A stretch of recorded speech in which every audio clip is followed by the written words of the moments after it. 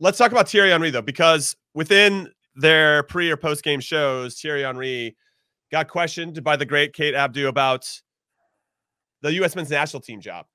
And he tap danced around it. He said that he was the number 2 for Roberto Martinez at Belgium. He's not following Roberto Martinez to Portugal, and that he's interested in being the number 1 guy again, and that he knows the league. So he knows MLS. He knows, and I'm paraphrasing now, but he knows the American player, I think is where he was trying to get to.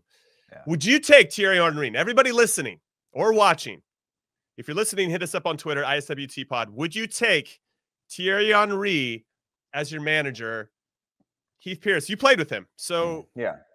And I played against him. I couldn't believe how long his legs were. That was like the one thing. I'm like, God damn, his waist is up to my neck. It's crazy. But he just rolls his shorts up, Jimmy. They're short legs. He just rolls his shorts up and makes them look longer. You know what I mean? That's fair. You know, I respect that. Classic trick. Classic trick. That's a classic trick. So would you take Thierry Henry as the U.S. men's national team coach?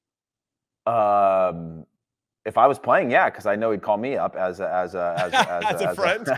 As a friend, I'd get that call up. You know, Are you telling me there'd be more nepotism with Thierry Henry? Like he'd call up his buddies? I spent my entire career wanting to be a nepo baby, and I never got it. You know, and I unless I want to go back and coach my dad's high school basketball team, I'm probably not gonna get that. Even though my mom did say I played great every game of my career, but when I think about Thierry, he's another one similar to Steve Cherundolo, where I'm like, I've spent enough time with Thierry and with Steve to know that these are brilliant footballing minds, right? Just unbelievably astute.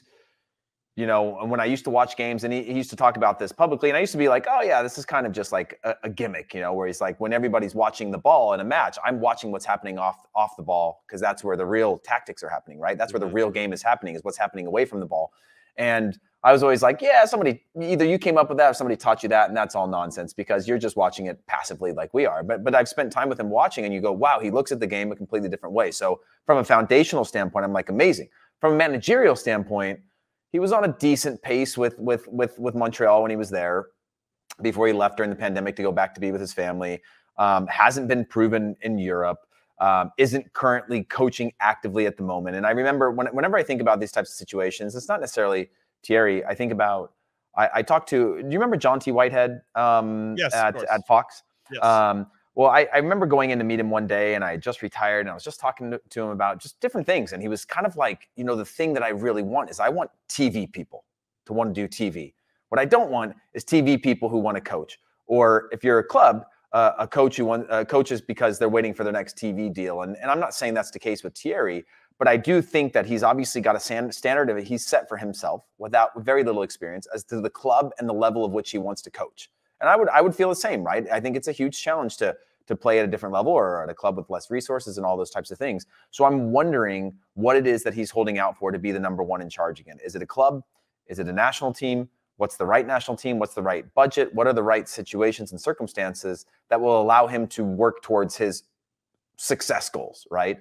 And for me right now, I just can't say, I mean, I can wholeheartedly say no as the answer to potentially the national team solution, just because I haven't seen enough of him to know that could he potentially take us to the next level? Absolutely.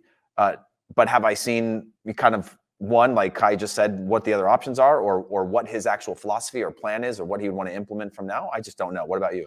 So let's take a look at his stats. Let's go to the stats. Just because they're out there, they exist. And he coached Monaco as the head coach. Okay, he took over in October 2018. He got fired in January. So he lasted 20 matches. He won 4 of those 20. Okay. And I think he'll speak about that time as a complete learning curve, right? But he took that job after a pretty good run with Belgium in the 2018 World Cup, where they got to the semifinals and probably played to the level of their talent, right? What play, you know, to obviously fine margins as we discussed, and they got to the semis and lost. Now, since then, he took over Monaco, got fired, 20% win percentage. 10 months after that job, after getting sacked, he took Montreal Impact, which was a bit of a surprise. I was like, oh, cool. He's in MLS, and he's going to see it hopefully as a springboard, as we've seen with others. And Patrick Vieira kind of jumps to mind. He was in charge for about a year and a half, speaks French, and he coached 29 games over that time. And this was during the pandemic. as well. So I want to give him a little bit of rope, right? That there is an asterisk next to this because of the pandemic and all the challenges that happened and MLS's back tournament and all that.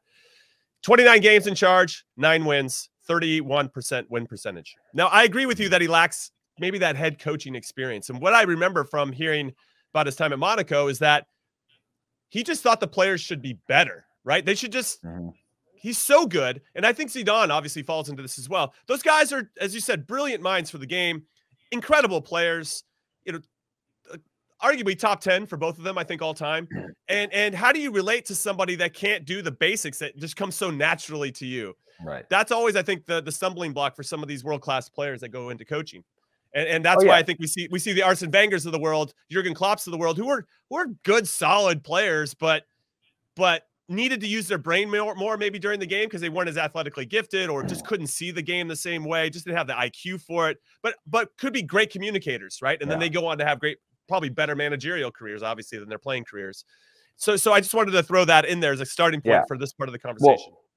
Well, funny enough, I'm here in Chicago, and we're going through this leadership conversations. We had to take these tests, right? And it brings out your 5 greatest strengths based on 140 something questions or whatever. And you answer them all based on like very much agree, very much disagree. And there's like these 2 ends of, I can't remember the name of the test, but the point is that when we listed them all out in our leadership group of like where the strengths are, the conversation came up is the way in which Google hires, right? And this all makes sense hopefully in a second, but the way in which Google hires is that they actually hire and put people into teams based on their strengths, right? So they don't look at weaknesses and developing weaknesses. They say, okay, Thierry Henry, actually, you're great at seeing the game a certain way. We're going to put you as the head coach, but we need to hire a staff around you that can do tactics, that are good with people, that are personable, that can extract the balance. And I think when I think about that through the lens of Thierry and his development, is that okay, fine, I get that. I experienced that. Thierry had no ability or patience or timing for anybody who didn't want to be at the very best. If you didn't want to be the best in the world, he was like, I don't understand why you play, right? And come into an MLS club when I'm there and you go, there's guys that are just happy to be playing professional soccer, right? Because 6 months before that, they're like, oh, I'm going to get a job. I'm going to work in finance. No one cares about me. I'm not good enough. To all of a sudden being like, oh man, I'm getting paid to be a soccer player no matter the sum. Like that was a different bar that he'd never seen before, right? Because he'd spent his whole life differently. And so I think it's up to him then at that point to build a team around him. And I'd be curious to talk to like Roberto Martinez, Bobby M, if you will, of what Thierry brought to the table. What did he bring to the Belgian national team? Was it his ability to connect with players or understand, or was it a credibility or a respect that he brought and that was enough? Like, what are the skills that he has? And then how does Thierry then build a team around him that can either open his eyes up to new things or balance him out so that you actually have a complete product? I mean, because a lot of times we look at just the manager and we don't think about the fact that like they're so resourced now. And that's like Steve Cherundolo talked about this actually now, saying how different it is to coach because he's got an entire staff, right? Video people, from editing, analysis. You've got assistant coaches. You've got multiple assistant coaches. You've got an athletic trainer. You've got medical staff. You've got sports science. You've got all these things that allow him to narrow the scope of what he needs to focus on.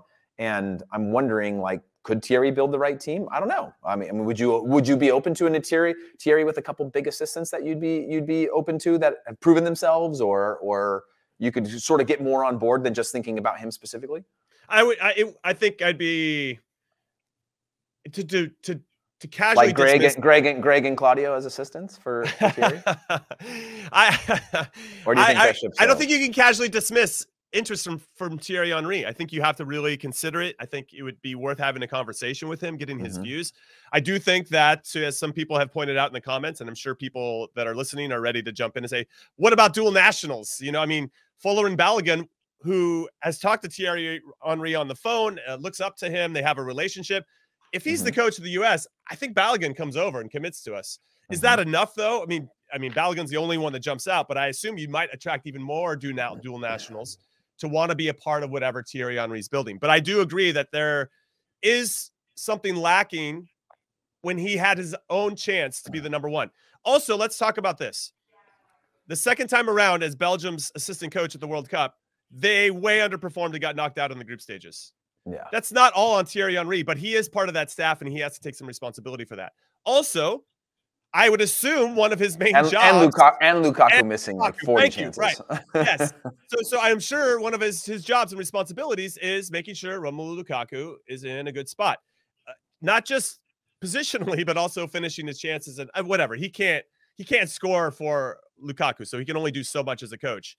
Right. But I wonder where, to your point, if you built a staff that had and kind of filled the voids of his own coaching personality, I wonder what that would look like, because usually when you have a top guy who's very good, there's always been a nice steady number two that's somewhat the real MVP of the whole thing, right? The glue that's kind of making sure there's some connective tissue between what the boss wants but still having that understanding and empathy for the players and what they're going through, which the boss doesn't really have time for, right? So right. And I think Thierry Henry falls into that. Like, you don't understand what the hell I'm talking about? Like, what? That's so goddamn easy. Then you have a number two or number three that's helping the players like translate that genius of Thierry Henry into a way that they can understand and then obviously go out and execute. Yeah.